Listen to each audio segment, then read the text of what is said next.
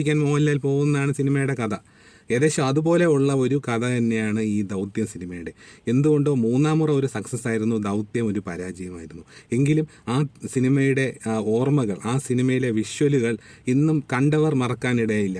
എനിക്ക് Babu ആന്റണിയും മോഹൻലാലുമായിട്ടുള്ള action scenes വളരെ മനസ്സിൽ തട്ടുന്ന തരത്തിലുള്ള, എന്ന് ഓർക്കുന്ന തരത്തിലുള്ള ചില സംഘടന രംഗങ്ങളായിരുന്നു. എന്തായാലും ബാബു ആന്റണി, മോഹൻലാൽ ഇവരുടെയൊക്കെ പെർഫോമൻസ് എടുത്തു പറയാതിരിക്കാൻ നിവൃത്തിയില്ല. ദൗത്യം ഈ കാലഘട്ടത്തിന് അനുയോജ്യമായ ഒരു സിനിമ ആയിരുന്നില്ല. അതുകൊണ്ടാവണം ഒരുപക്ഷെ അത് പരാജയപ്പെട്ടത്.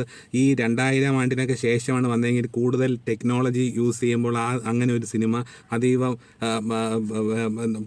അതിമനോഹരമായി സിനിമ തീരുകയും അതൊരു വൻ സക്സസ് ആവുകയും ചെയ്തിരുന്നേനെ.